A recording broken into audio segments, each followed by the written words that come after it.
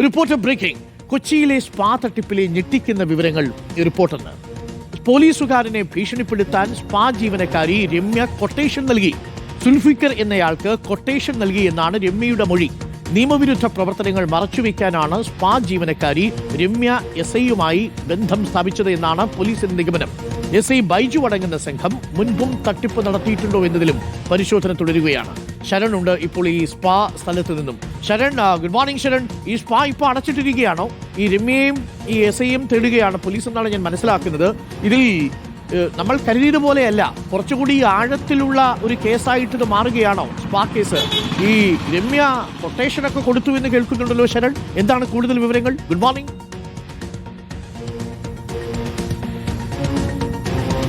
Arunkumar, good morning. എന്തായാലും രമ്യയെ പിടികൂടാൻ പോലീസിന് കഴിഞ്ഞിട്ടുണ്ട്. രമ്യയെ ചോദ്യം ചെയ്തതിൽ നിന്നാണ് ചില പ്രധാനപ്പെട്ട വിവരങ്ങൾ ലഭിച്ചിരിക്കുന്നത്. ഇവിടെ ഒരു സാധാരണക്കാരനല്ല, മറിച്ച് പോലീസുകാരനെ ഭീഷണിപ്പെടുത്തിയാണ് ഇവിടെ ആ തട്ടിപ്പ് നടന്നിരിക്കുന്നതെന്നുള്ളതാണ്. അങ്ങനെ സ്വാഭാവികമായും ഇത്രയേറെ കോൺഫിഡൻസ് ഈ സംഘത്തിന് വന്നത് അത് SI ബൈജു ഈ സംഘത്തിൽ ഉണ്ടായിരുന്നത് കൊണ്ട് തന്നെയാണ്. എന്തായാലും ഞാനുള്ളത് പാലാരിവട്ടത്തെ ആ സ്പായിലാണ്, അതായത് റോയൽ ആയുർവേദിക് വെൽനസ് സെന്റർ എന്നുള്ള സ്പായാണ്. ഈ സ്പായിൽ കുറെ കാലമായി നിയമവിരുദ്ധ പ്രവർത്തനങ്ങൾ നടക്കുകയായിരുന്നു.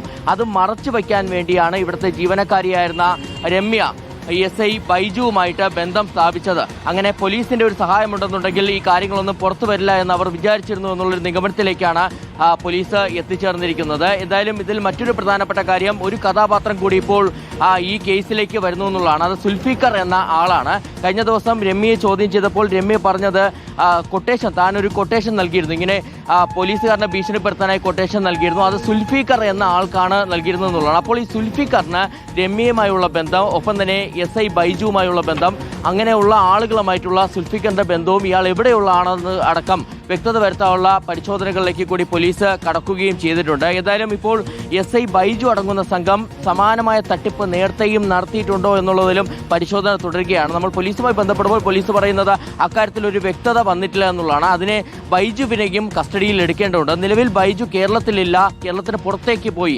കടന്നു കളഞ്ഞു എന്നുള്ള വിവരം കൂടിയാണ് പോലീസിന് ലഭിച്ചിരിക്കുന്നത്. എങ്കിൽ പോലും ഇയാളെ കണ്ടെത്താനുള്ള ഊർജിതമായ ശ്രമം തുടരുകയാണ്. കാരണം നേരത്തെയും ഇയാൾക്കെതിരെ പല വിധത്തിലുള്ള പരാതികളുണ്ടായിരുന്നു. അതുകൊണ്ട് തന്നെ ഇനിയും വൈകിപ്പിക്കാതെ തന്നെ വേഗത്തിൽ കസ്റ്റഡിയിൽ എടുക്കാനുള്ള നീക്കം കൂടിയാണ് പോലീസ് ഊർജിതമാക്കിയിരിക്കുന്നത്. എന്തായാലും ഇപ്പോൾ വളരെ ഞെട്ടിപ്പിക്കുന്ന വിവരങ്ങളാണ് നമുക്ക് ലഭിച്ചിരിക്കുന്നത്. രമ്യ തന്നെ പറഞ്ഞിരിക്കുന്നു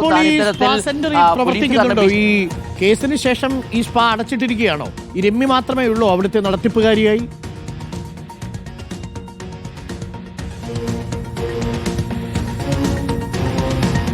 അരുൺകുമാർ, ഈ കേസിന് പിന്നാലെ രമ്യ ഒളിവിൽ പോയിരുന്നു. അതിന് പിന്നാലെ സ്പാ പ്രവർത്തിക്കുന്നുണ്ടായിരുന്നില്ല എന്നുള്ളതാണ് നമുക്ക് മനസ്സിലാക്കാൻ കഴിഞ്ഞിരിക്കുന്നത്. പോലീസും അത് തന്നെയാണ് വ്യക്തമാക്കുന്നത്. രമ്യയാണ് ഇതിൻ്റെ നടത്തിപ്പുകാരിയായിട്ട് ഇവിടെ ഉണ്ടായിരുന്നത്. അപ്പോഴാണ് ഇത്തരത്തിലൊരു മാല മോഷണം പോയി എന്നുള്ളൊരു വ്യാജ പരാതി അവർ ഉന്നയിക്കുന്നു. അതിനുശേഷമാണ് കൊട്ടേഷൻ നൽകിക്കൊണ്ട് പോലീസുകാരനെ ഭീഷണിപ്പെടുത്തുന്നു. അതിൽ തന്നെ SI ബൈജുവിന് വളരെ പ്രധാനപ്പെട്ട പങ്കാണുള്ളത്. SI ബൈജു ആണ് ഇത്തരത്തിൽ വീട്ടിലേക്ക് വിവരം അറിയിക്കും, നിങ്ങൾ സ്പായിലേക്ക് പോയ വിവരം ഭാര്യയെ അറിയിക്കുമെന്ന് പറഞ്ഞ് ഭീഷണിപ്പെടുത്തുകയും പിന്നീട് 4 ലക്ഷം രൂപ തട്ടിയെടുക്കുകയും ചെയ്തിരുന്നത്. അതിൽ 2 ലക്ഷം രൂപ ബൈജു വാങ്ങി എന്നുള്ളൊരു കണ്ടെത്തലിലേക്ക് പോലീസ് എത്തിച്ചേരുകയും ചെയ്തത്. അതിന്റെ അടിസ്ഥാനത്തിലാണ് ബൈജുവിനെ 1-ാം പ്രതിയാക്കി കേസെടുത്തിരിക്കുന്നത്. ഇതിൽ 2-ാം പ്രതി എന്ന് പറയുന്നത് ഷിഹാമാണ്. ഷിഹാം ഈ സംഘത്തോടൊപ്പമുള്ള ആളാണ്. നിരവധി തട്ടിപ്പ് കേസുകൾ പ്രതിയാണ്. ഇതിന് പുറമെയാണ് 3-ാം പ്രതിയായിട്ട് രമ്യ ഉള്ളത്. എന്തായാലും ഇനി സുൽഫിക്കറിനെ കുറിച്ചുകൂടി കൂടുതൽ വിവരങ്ങൾ പുറത്തു വരേണ്ടതുണ്ട്. ഇയാൾ ഈ ഒരു സംഘത്തിന് നേതൃത്വം നൽകുകയായിരുന്നു, അല്ലെങ്കിൽ എന്താണ് ഇയാളുടെ റോള് എന്നുള്ള കാര്യത്തിൽ വ്യക്തത വരേണ്ടത്. നിലവിൽ രമ്യ പറഞ്ഞ കാര്യങ്ങൾ മാത്രമാണ് പോലീസിന് മുന്നിലുള്ളത്. ഓക്കെ